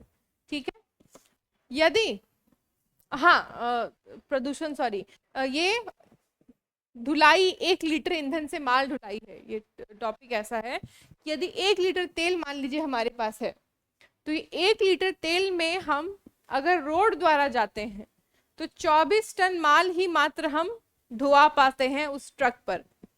इसी 1 लीटर के ईंधन से हम 25 टन माल जो है ट्रेन के माध्यम से ढुलाई कर सकते हैं।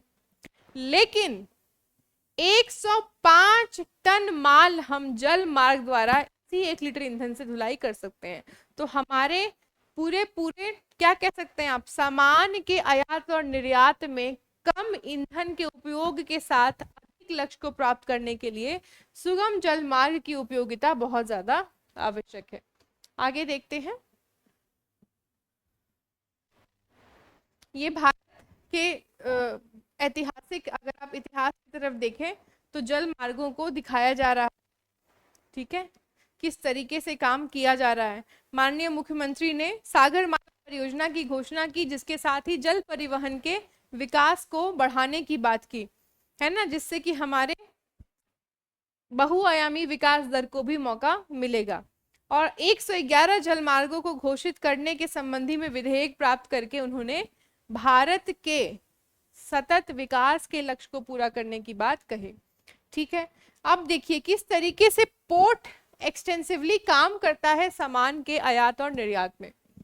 अब यहाँ पर आपको दिख रहा है कि फेरीज चल रही हैं। ये फेरी सामान, ये देखिए, ये आपका किस तरीके से एक्सटेंसिवली काम करेगा आपका जल मार्ग सुगम तरीके से, और अलग अलग पड़ावों पे पहुंचता हुआ ये कलकत्ता से हुगली, हुगली से हल्दिया पोर्ट पर पहुंचेगा, और हल्दिया पोर्ट पर ये सामान को क्या करेगा, पोर्ट पर वहां के समुद्री जहाजों को सौंप देगा। इसके ही पोर्ट डिप्लॉयमेंट स्टे बैक के लिए साहिबगंज को इस्तेमाल किया गया है। साहिबगंज के मल्टी मॉडल प्रोजेक्ट में वहां पे एक पोर्ट का निर्माण किया गया है, जहां पे सामानों की आवागमन को देखा जा सकता है, उसका निरीक्षण किया जा सकता है। ठीक है, ये देखिए पोर्ट को किस तरह किया,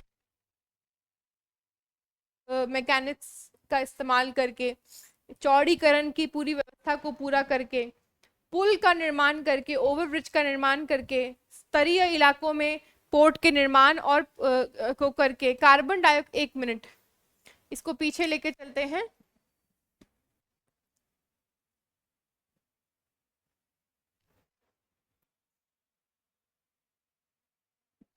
हाँ, इससे फायदा क्या होगा, जलमार्गों के विकास के साथ हम अगर आयात और निर्यात को जोड़ लेते हैं तो इससे हमारा विकास इस तरह से है कि कार्बन डाइऑक्साइड की उत्सर्जन में कमी आएगी, सतत विकास में हमारा लक्ष्य जो है वो पूरा होगा। 1,62,000 टन प्रति वर्ष की कमी के साथ हम नेट जीरो कार्बन इमिशन के लक्ष्य की तरफ बढ़ेंगे। 39 लाख औसत जो है हम कम कर सकते हैं अपना कार्बन एमिशन हमारे जल मार्ग के। ठीक है, 1720 kilometre Bharat Ganga Bangladesh protocol root को इस्तेमाल करते हुए अपने उत्तरी पूर्व के क्षेत्र में भी जलमार्ग का माध्यम करके, यानी जलमार्ग 1 से हम हल्दिया आए और भारत बांग्लादेश प्रोटोकॉल रूट का इस्तेमाल करके जलमार्ग 2 पर गए, और इस तरीके से हम भारत के पूर्वी उत्तर की तरफ विकास को लेकर जा सकते हैं। ये मल्टी मॉडल टर्मिनल साहिबगंज जो है राष्ट्रीय जल मार्ग एक का एक ऐसा केंद्र बनेगा जो कि त्रिकोणीय विकास दर को बहुत ज्यादा बढ़ाएगा, यानी बंगाल, झारखंड और बिहार, इन तीनों के क्षेत्र को।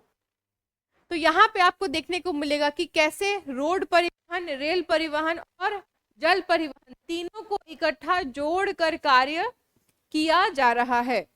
ठीक है, चलिए आपको यहाँ पे देखने को मिल रहा है किस तरीके से निरंतर काम जो है प्रगति पर गया, और आज साहिबगंज जो पोर्ट है वो मल्टी मॉडल पोर्ट की तरह आपके सामने उपस्थित है। ये हमारे भारत के जल मार्ग के विकास के मिशन को दिखाता है, जो कि इतने इंफ्रास्ट्रक्चर के साथ प्रतिवर्ष 24 लाख टन के सामान के निर्यात की क्षमता के साथ आज आपके सामने विकसित हो गया है। ये हमारे भारत के आगामी परिवहन और संचार के विकास का क्या है, रूपरेखा है, जिसकी बात समूचा विश्व कर रहा है। चलिए तो हम लोग अब वापस क्लास के कंटेंट पे आते हैं।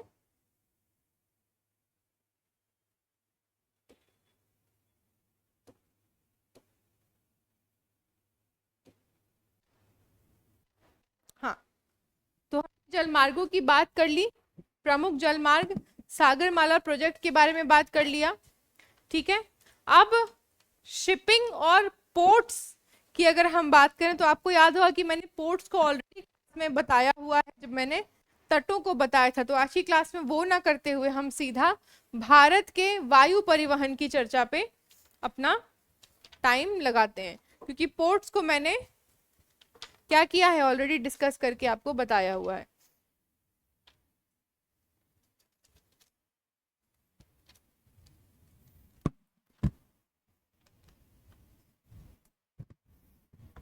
हाँ, अब वायु परिवहन पे हम लोग आते हैं।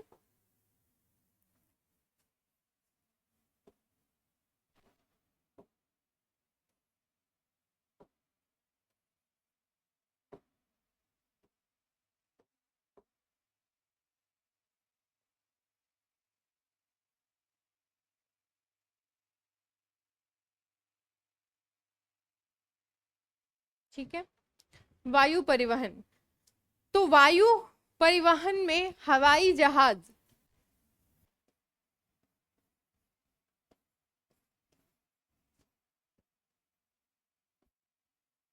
के संभववाद ने हमें समूचे विश्व स्तर पर परिवहन के नए आयामों को या परिवहन की नई कीर्ति स्थापित की।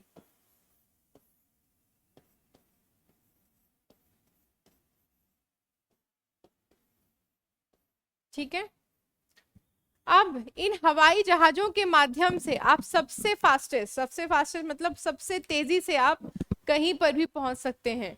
मान लीजिए कि पॉइंट ए है आपका भारत, और भारत यानी कि पूर्वी हेमिस्फेयर से आपको पश्चिमी हेमिस्फेयर के पे जाना है, आपको जाना है कैलिफोर्निया।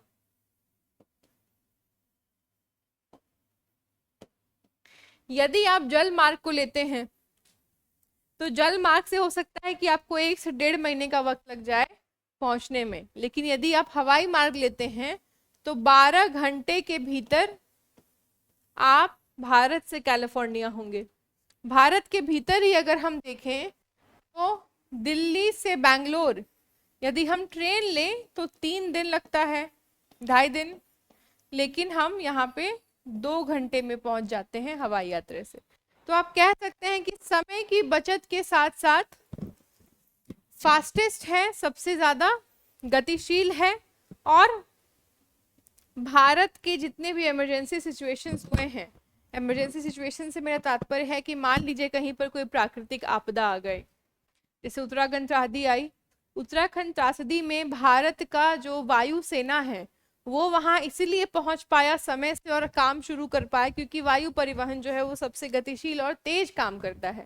कारगिल युद्ध में भी हमारी वायु सेना जो थी वो बहुत ज्यादा डटी रही और दुश्मनों को खदेड़ निकाला। तो कोई भी आपातकालीन अगर सिचुएशन आ जाए भारत के सामने तो उस आपातकालीन सिचुएशन में भी जो है वो ऐसे काम करती है कि वो सबसे तेजी से उसका सॉल्यूशन निकाल ले। तो ये है आपका सबसे फास्टेस्ट मोड ऑफ ट्रांसपोर्टेशन। ठीक है, अब भारत में भी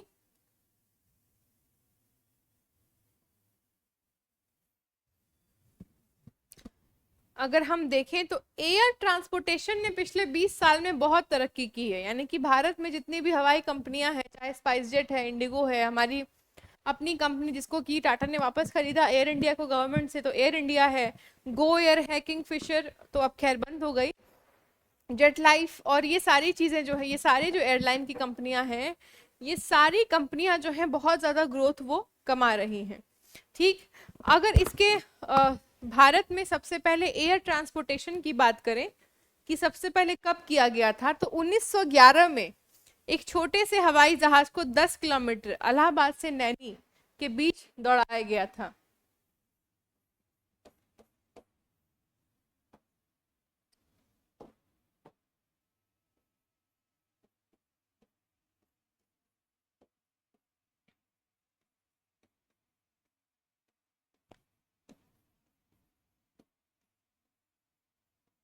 भारत की पहली हवाई यात्रा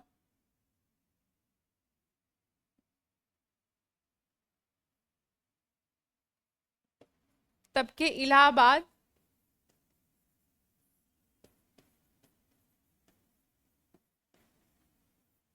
से नैनी, जो कि 10 किलोमीटर का क्षेत्र है, उसमें उड़ाया गया।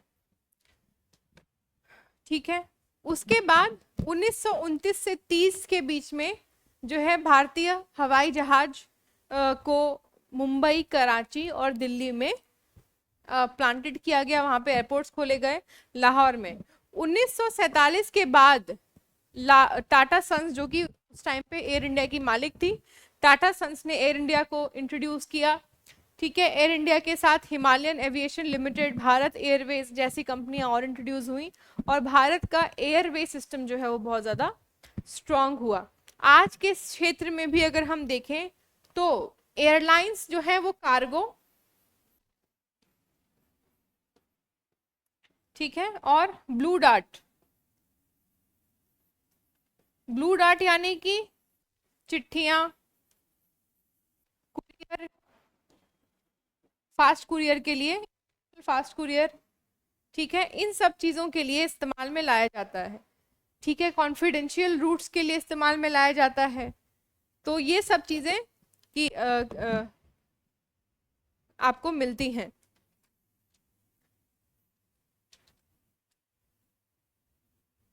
हाँ, अब जो भारत के संदर्भ में अगर हम वायु परिवहन की बात करें, तो जिस तरीके से NHAI, national highway authority of India जो है वो रोड परिवहन का संचालन करती है, वैसे ही AAAI, airport authority of India,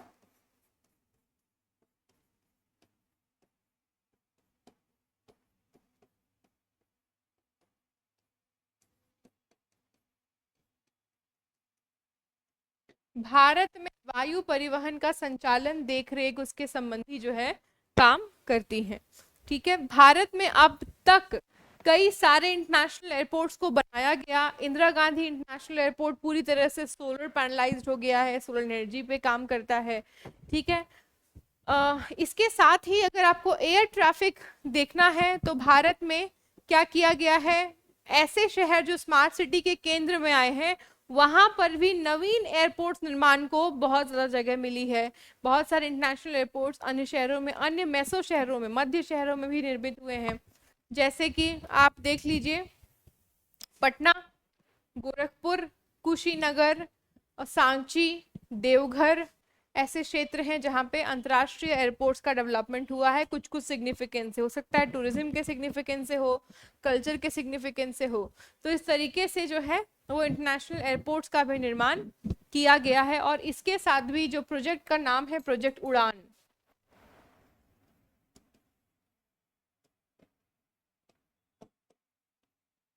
ये प्रोजेक्ट उड़ान क्या है, तो प्रोजेक्ट उड़ान में जो संकल्पना ली गई थी कि भारत का आम आदमी, आम नागरिक भी जो है वो हवाई यात्रा कर सके, इतना सुगम हमें हवाई यात्रा करना है। यानी कि संभवतः हर एक क्षेत्र में हवाई यात्रा के लिए एयरपोर्ट्स का निर्माण और वहां से हवाई यात्रा का संचालन इसी परिकल्पना के अनुरूप जो है वो प्रोजेक्ट उड़ान जो है वो काम करता है।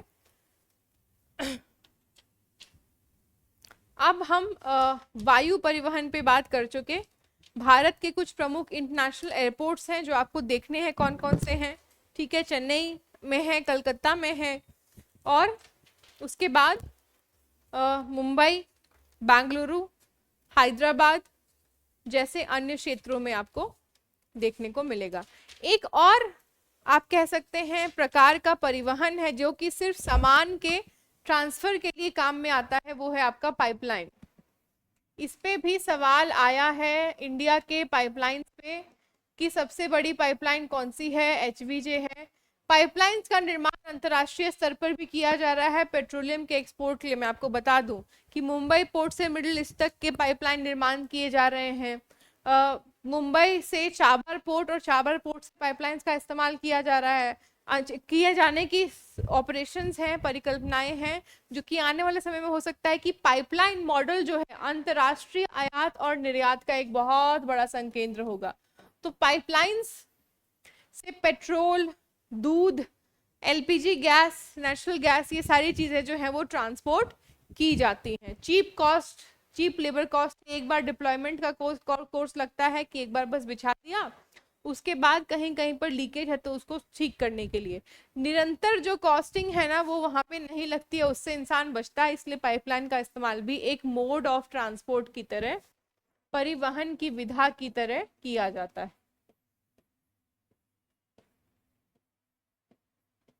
ठीक है, चलिए अब हम लोग थोड़ा सा कम्युनिकेशंस की तरफ बढ़ते हैं। संचार, ठीक है, विश्व के प्रमुख जलमार्ग को मैं कल मैप्स के माध्यम से आपको बता दूंगी, और प्रमुख वायु ट्रैफिक भी कि कहाँ कहाँ पे बहुत बड़े एयरपोर्ट्स हैं, कौन कौन से बहुत बिजी एयरपोर्ट्स हैं, दुनिया के इंटरनेशनल बिजी एयरपोर्ट्स कौन कौन से हैं। तो आज है आपका भारत के संदर्भ में संचार।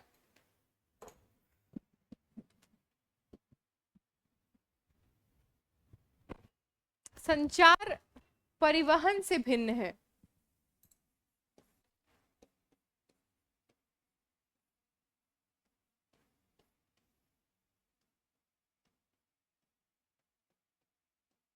कैसे? क्योंकि संचार तकनीक के माध्यम से, कल ही मैंने बताया है, मेटा सबका एग्जाम्पल दिया है ना, माध्यम से एक से कईयों तक पहुंच सकता है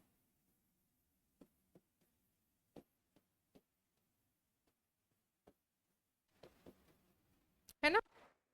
तो संचार जो है वो अलग है। ठीक है, अगर कल ही मैंने प्रिंटिंग प्रेस वगैरह का एग्जाम्पल दे दिया है। भारत के संदर्भ में हम सबसे पहले अगर संचार प्रणाली की बात करें तो रेलवे के साथ ब्रिटिशर्स ने एक और अच्छी चीज हमें दी, पोस्ट यानी डाक सुविधा।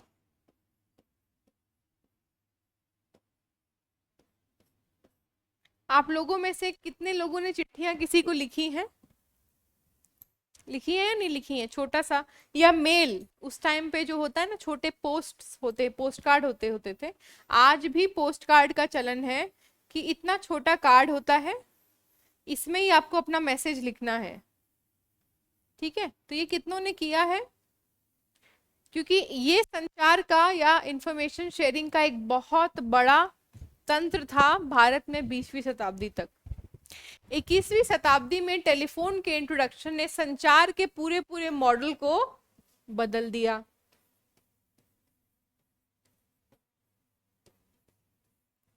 अब डाकघरों का इस्तेमाल को भी बदलना था, क्योंकि डाकघरों को हम खत्म नहीं कर सकते थे। तो इन डाकघरों के इस्तेमाल को भी सरकार ने रीवैम किया। क्या? तो कुरियर सुविधा के लिए। सरकारी कुरियर आज भी इंडियन पोस्ट से आती है, इंडियन पोस्ट सर्विस से आती है।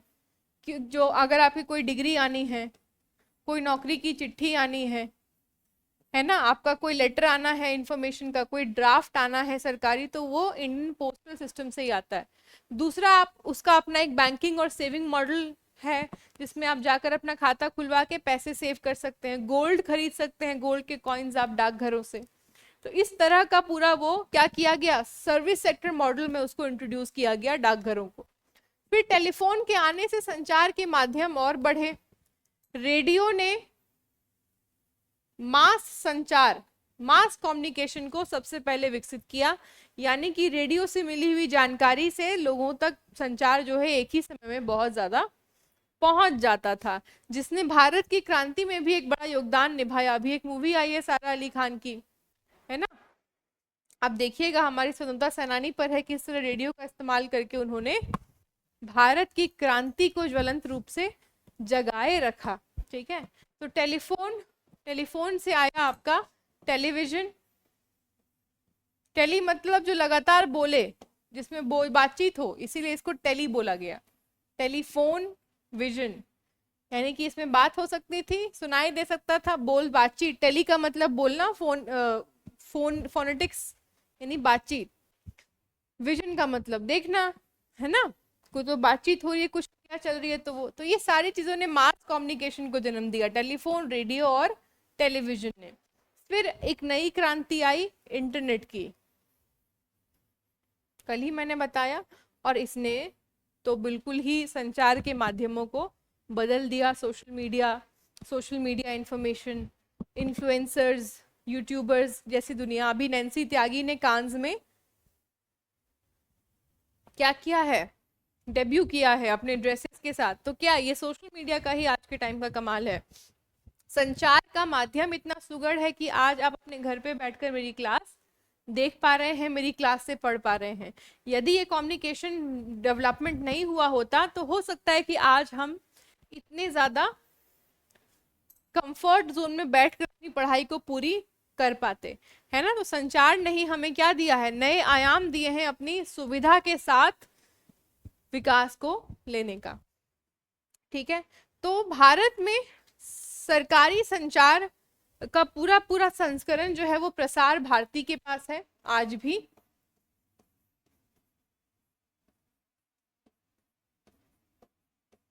ठीक है, प्रसार भारती का ही चैनल है दूरदर्शन, है ना। तो ये क्या है प्रसार भारती, प्रसार भारती भारत की एकता, इंटीग्रेशन, अभिन्नता, इन सबको दिखाता है अपने चैनल के माध्यम से।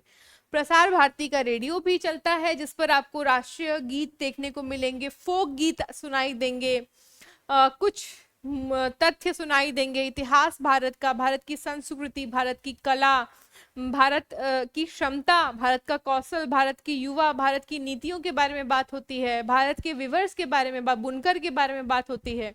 मन की बात भी प्रधानमंत्री की प्रसार भारती पर आती है। ठीक है, तो रेडियो जो है वो कह सकते हैं आपकी एक बहुत बड़ा पावरफुल क्लब उभर कर आया, स्वतंत्रता के पहले भी भारत के संचार के लिए और स्वतंत्रता के बाद भी। फिर दूरदर्शन, जब टेलीविजन आता है तो दूरदर्शन, और उसके साथ आती है भारत में क्या, एक फैमिली टाइम का जो पूरा कॉन्सेप्ट था ना, कि पहले लोग आंगन में बैठते थे, बातचीत किया करते थे। फिर 1960, 70, 80 का दौर था कि लोग घरों के भीतर टेलीविजन के सामने बैठ रहे हैं, कुछ चलचित्र लग रहा है, सिनेमा का दौर और विकसित होता है। ठीक, सिनेमा आता है, प्रिंट मीडिया आती है, अखबार पत्रिकाएं आती हैं, इलेक्ट्रॉनिक मीडिया आती है, फिर सोशल मीडिया आती है ना। फिर कंप्यूटर 1990 में आते हैं, कंप्यूटर से आता है आपका और ज्ञान। उसके बाद संचार का एक और आयाम दिखता है हमें। संचार का आयाम क्या दिखता है, वो साइंस से आता है, अनुसंधान, रिसर्च और स्पेस साइंस। ठीक है, भारत में भी इंडियन स्पेस प्रोग्राम्स को लॉन्च किया गया, जो हमारी संचार शक्ति को बढ़ाने के लिए है, जो हमारे संचार के साथ विज्ञान की शक्ति को बढ़ाने के लिए है। भारत ने भी अपने स्पेस प्रोग्राम के तहत कई सारे ऐसे सैटेलाइट्स को स्पेस में भेजा, जिन सैटेलाइट्स के माध्यम से आज हम अगर गूगल पे मैप खोलते हैं, हेलो गूगल, ओके गूगल, मुझे यहाँ का मैप दिखाइए, तो वो मैप आपको दिखता है, क्योंकि गूगल का क्या है, लैंडसैट ने पूरा ही स्क्रीनिंग कर लिया है अर्थ के हर एक चप्पे चप्पे का, गली गली रोड रोड का। हाँ, तो इस तरीके से आपको ये देखने को मिलता है कि संचार के आयाम जो है वो बहुत ज्यादा बढ़ गए हैं, और संचार के आयामों ने ही हमें क्या दिया है, हमें इतनी चीजें दी हैं जिस पर हम आज घर पे बैठकर अपनी उंगलियों पे ही सर्च करें और हमें सब चीज मिल जाए। ठीक है। रोहिणी 75 जो है एक रॉकेट थी जिसको पहली बार लॉन्च किया गया 1970 के आसपास। उसके बाद रोहिणी के बहुत सारे ऐसे नामों के रॉकेट्स को लॉन्च किया गया। क्यों? क्योंकि ऊपर सैटेलाइट प्लॉट करने के लिए। फिर सैटेलाइट लॉन्चिंग व्हीकल्स को लाया गया, एसएलवीज को, जिसमें कि क्या है, सबसे पहले आपका आया जियो सिंक्रोनस सैटेलाइट लॉन्च व्हीकल। जियो सिंक्रोनस मतलब ऐसे सैटेलाइट्स के लॉन्चिंग व्हीकल्स जिसपे कि पृथ्वी के आसपास चक्कर लगाने वाले सैटेलाइट्स। ठीक है, जियो मतलब पृथ्वी के आसपास जो सिंक्रोनस हो, घूमे, तो उसको हमने क्या कहा, उसको हमने कहा जीएसएलवी। फिर आया आपका अरेन पैसेंजर पे लोड एक्सपेरिमेंटल, जिसमें कि लोग जो है वो स्पेस पे जाने लगे, तो उसको एप्पल बोला गया। फिर आया INSAT, Indian national satellite system, जिसपे कि भारत द्वारा जो है पहली बार व्हीकल लॉन्च को बनाने का काम किया गया। और उसके बाद आपको पता है कि रिमोट सेंसिंग आया। रिमोट सेंसिंग से क्या हुआ कि सैटेलाइट्स के माध्यम से हम भारत के भीतर चल रही गतिविधियां, चाहे वो भौगोलिक हो, सामाजिक हो, कुछ भी हो, या पर्यावरण से संबंधी हो, उन सब का आकलन दे दिया जाता है।